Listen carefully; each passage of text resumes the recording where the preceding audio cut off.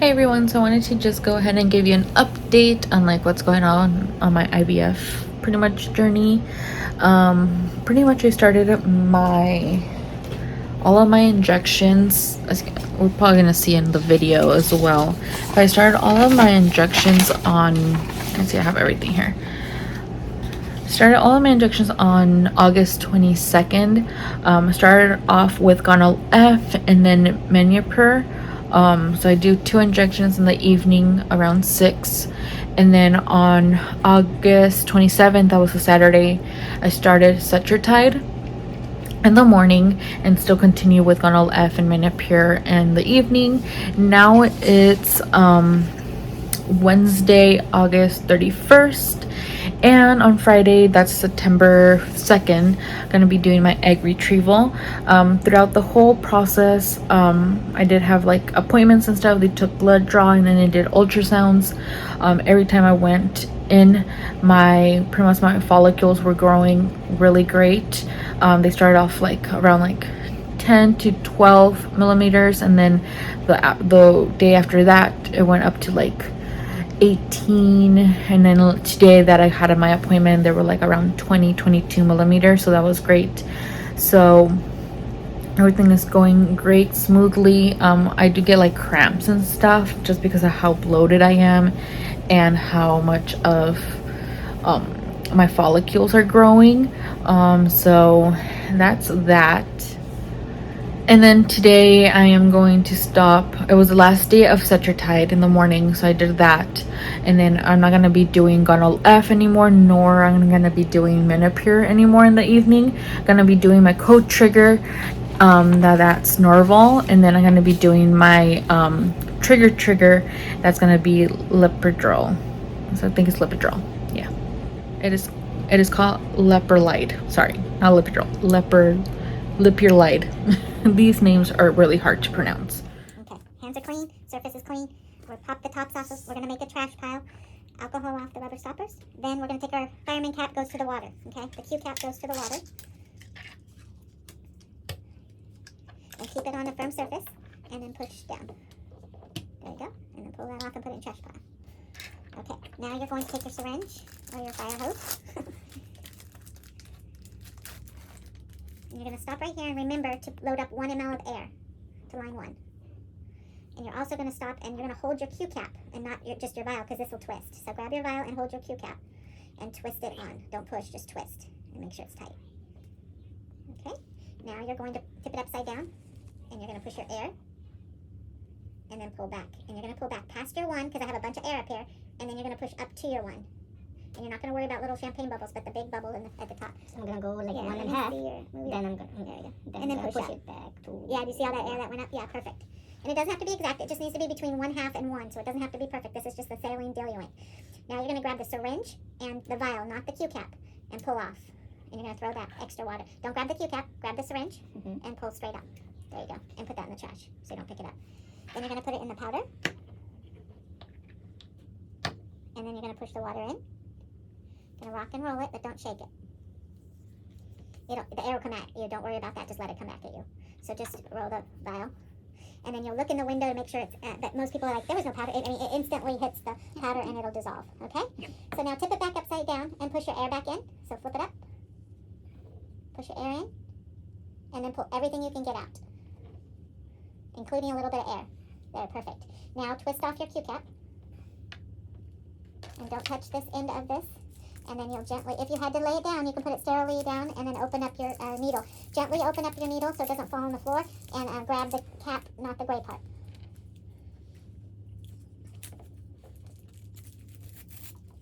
Perfect. And then again, you're going to twist. Don't push, just twist until it's secure. Okay? And then you're going to pull the cap off. And then you're going to gently, slowly push up the air until you see a little drop. And you can lose a little drop, that's fine, okay? If you gave it Gonal F over here, you're going to give the Menopur over here. Alcohol it off, let it dry, because it burns if it's wet, and it burns anyway when you give it. Pinch an inch and dart it right in, and then give slowly. Because it burns like a bee sting. Once you're done, let it go. 1, 2, 3, 4, 5, and then out. And then you may have a tissue or some gauze and just hold some pressure. Because you're bound to hit, with the aspirin, you're bound to bruise or bound to hit a little capillary. You might get blood or some medicine now. If you wanted to try, you can.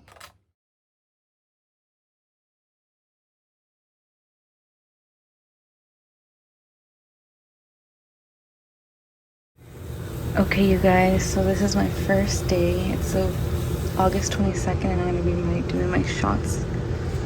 So, that's Which one would you like for? Oh, what? Gonna left.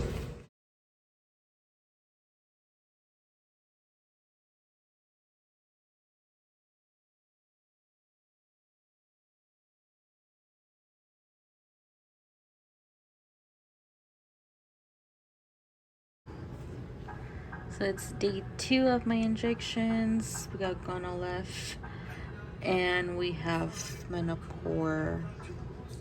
So, yeah.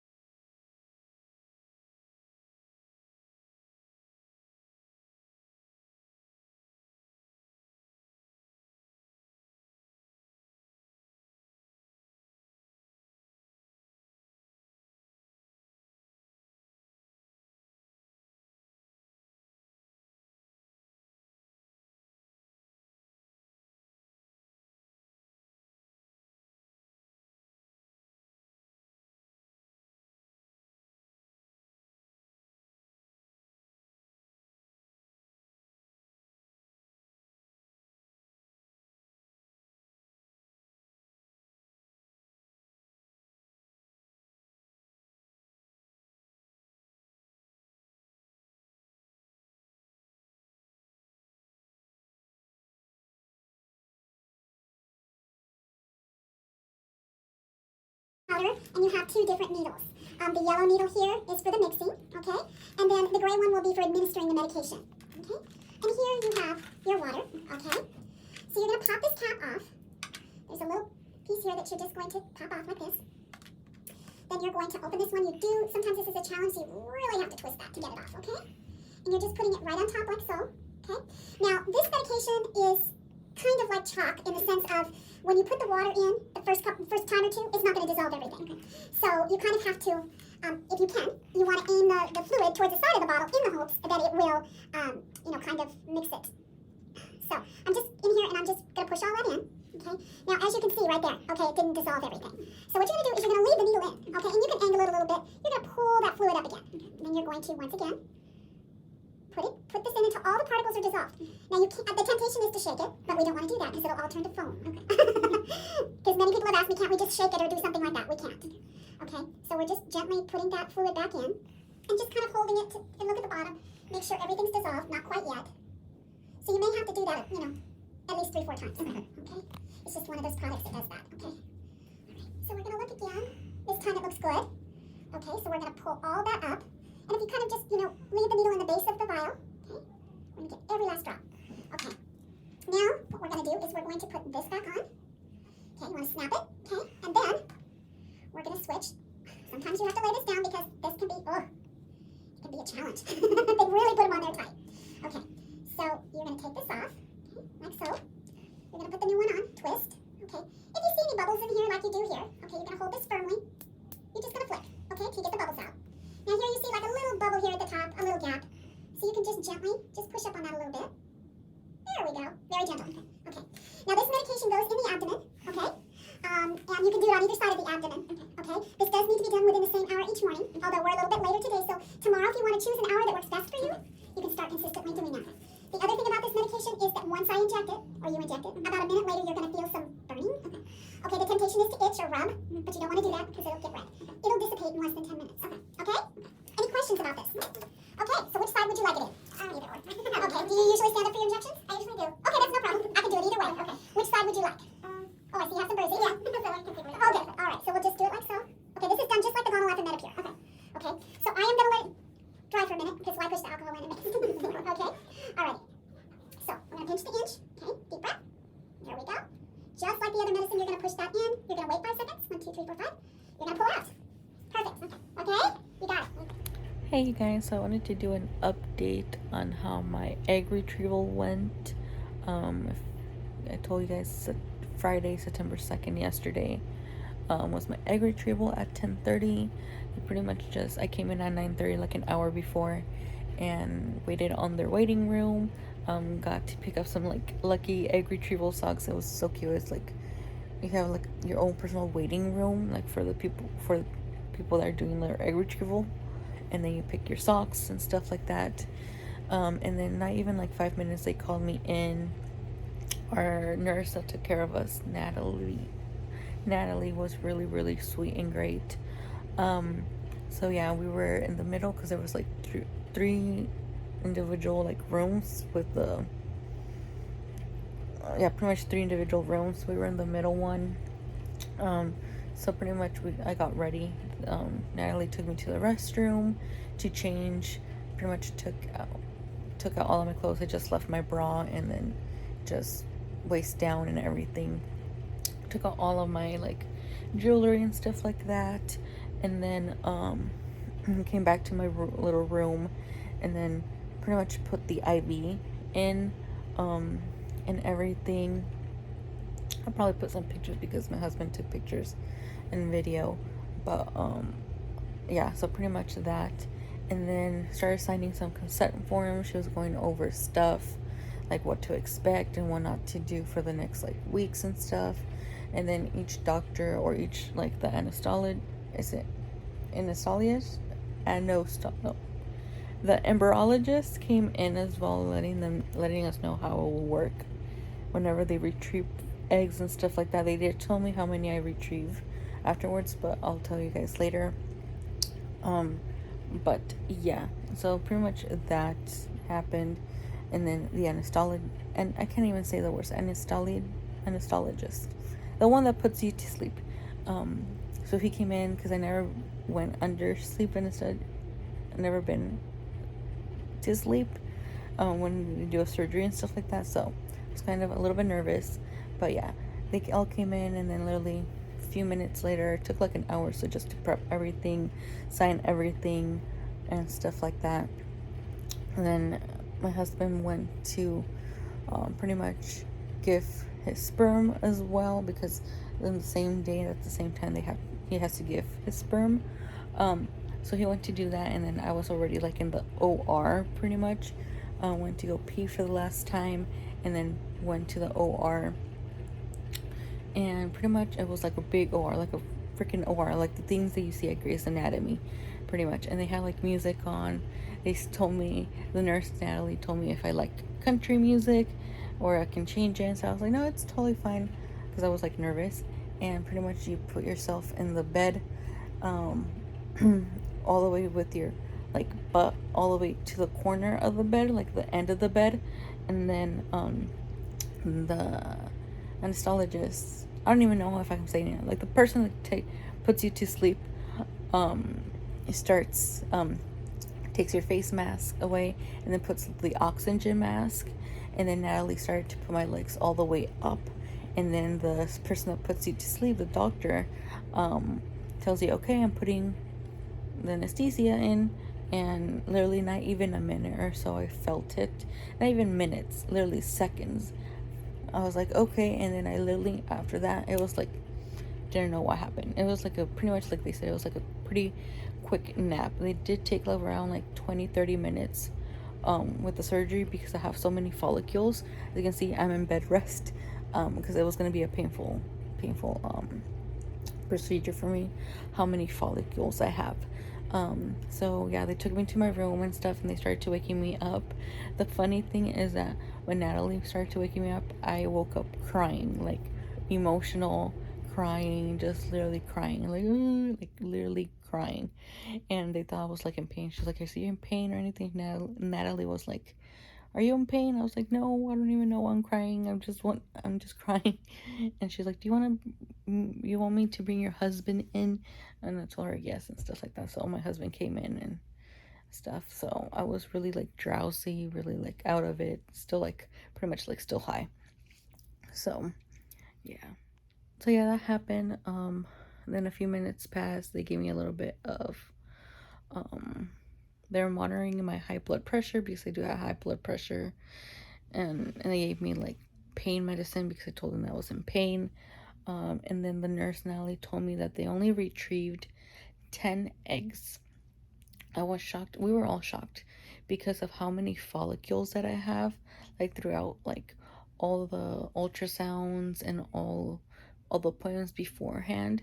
They were like, "Yeah, you're probably gonna get more eggs. Like you're gonna probably retrieve a lot of eggs because of how many follicles you have."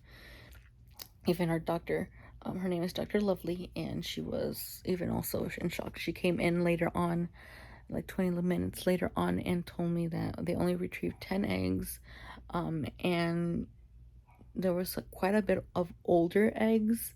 So either I ovulated like on Thursday, and throughout the whole process until like Friday, they were already old.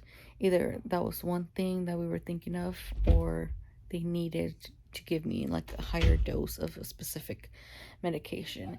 And I told them, okay, if this doesn't work, meaning it can be like a 50-50 chance of like 10 were retrieved, and out of all those 10, they did all those tests and fertilized and everything. Out of those 10, it can probably be only one that's normal and ready to go.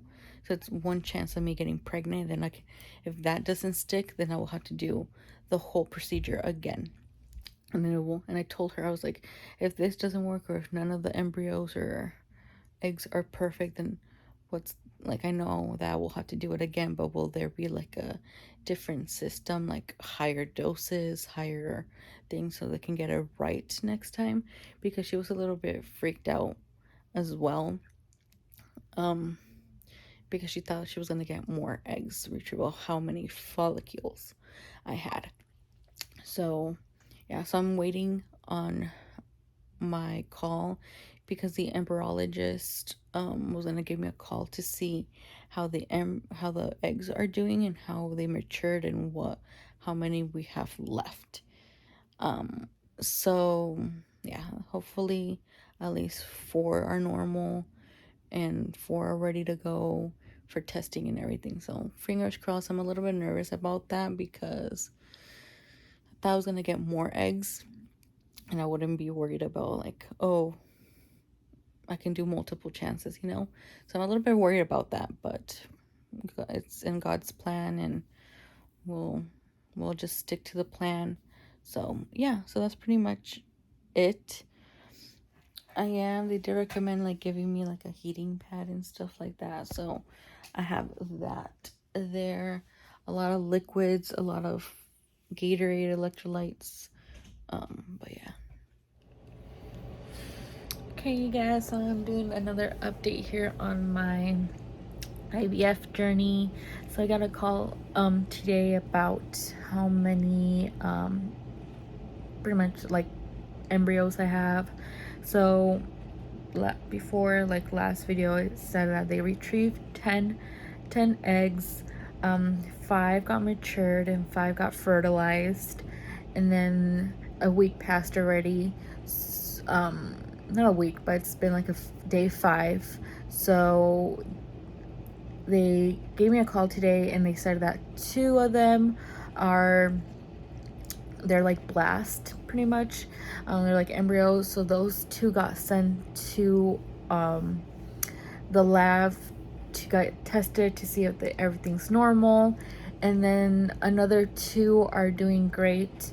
They need like another day or so they're gonna give me another call tomorrow for another update for those two. So hopefully, fingers crossed, if everything looks good tomorrow, then I will be having 4 blasts. So hopefully by tomorrow they'll send like the other 2 to the lab to get them tested, so I can hopefully potentially have 4 embryos that are like good. So now it's another 2 weeks of like waiting. I'm a little bit nervous and happy at the same time, because it can have meaning like I can have 4 little embryos. So let's see, I just wanted to give you an update. But yeah, that's pretty much current situation. I'll give you an update tomorrow as well to see what they say for the other 2, but she said that they are looking good as well, so they're just wanting to wait for another day for those 2. So yeah. Hey guys, it's been a while since my last like update. I think my last one was like September 6 or 7. It's already like October 10th of my IVF, even though I'm gonna put everything together. But the video before that, I said that they took out 10 eggs, fertilized and matured 5. Out of all those 10, we only got 1 normal embryo, and then we got 1 mosaic embryo, meaning that we all just got only 1 little embryo that was normal. Everything looked good. And then the mosaic one can have a genetic like deficiency or anything like that. So yeah, it was not what we expected. I thought we were gonna get like, because of how all of our ultrasounds went, all of our follicles, we had like 20 or more follicles, and out of those 20, I thought we were gonna get like at least like 20 or 18 retrieved, and only 10, and out of those 10, only 1 was like normal. So a week or two, we talked to our doctor on our phone call, and before that, me and my husband decided just to move on with IVF 2 and save like IVF round 2 pretty much, and save our normal embryo that we have, because we're doing a frozen pretty much IVF. So we just decided to just freeze our normal embryo that we have, and just move on with round 2 of IVF. Right now I'm currently, because we're gonna go on vacation literally in next week, so after that we're gonna be having everything ready. So my doctor wanted me to finish a pack of birth control with the placebo pills, so I already finished that. Today is the Monday, I started a new pack of birth control pills. I have them here. I take it around like 3. My nurse told me to email her whenever I started my new pack, so I already did that in the morning, just waiting on her, because after she sees my email, I believe that she's gonna send the whole like plan of what to do, because I think we're gonna be starting everything on November again, injections and stuff like that, and I'm probably gonna do the egg retrieval around December. Egg retrieval around December. But yes, that was pretty much a little update. I just needed to just sink in and stuff like that. I'm not working anymore. I did quit my job just because it's just a stressful thing, emotional roller coaster, and I wanted to focus this round on doing everything right, like going on walks, eating healthy, not eating outside that much, literally focusing on, pretty much we're doing like a Mediterranean diet pretty much, a lot of vegetables, a lot of high fertility like foods, and pretty much like that. So that's why I quit my job just to focus on my IVF, because this is really important. My health is important to me, and working on retail, it's a little bit more harder for me to like focus on walking and eating right, because if you worked at retail, you pretty much either work either nights or mornings or in betweens, and there's no time for me, for you, or pretty much for people to like do their stuff. So that's pretty much what's been happening.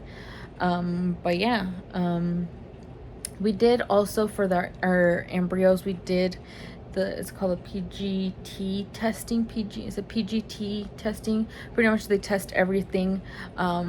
So they did like, that's why we know that's one's normal and one's mosaic.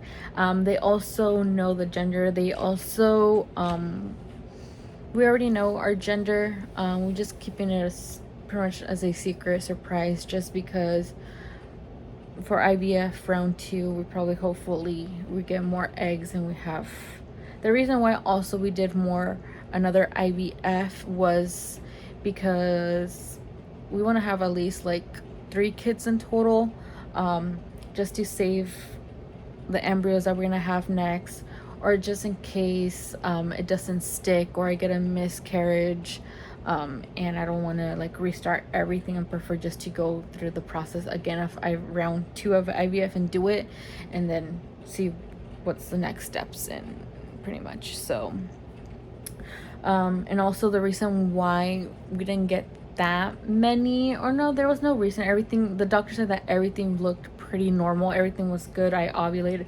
everything. The only thing was that they didn't want to give me a higher trigger shot, just in case I get like the OHSS, like over hyper stimulation of the ovaries, because you do get really sick. This time around they will give me a higher dose of the trigger shot instead of last time, but everything else will be looking good. The only difference is that I believe they're going to be giving me a higher dose of my trigger shot. That she said you probably will be feeling really not really sick, or maybe sick, you just have to have electrolytes in you, at least like a lot of hydration, just because you probably will get nauseous, diarrhea. I pretty much got that throughout it, so I'm a little bit like used to it, but probably is going to get a little bit more stronger because it's going to give a higher dose of the trigger shot. But yeah, that's pretty much what we're waiting on, or pretty much my update. I'll update you guys on the second, pretty much when we start IVF round 2. But yeah, hope you guys enjoy, and I'll update you again pretty soon. Bye.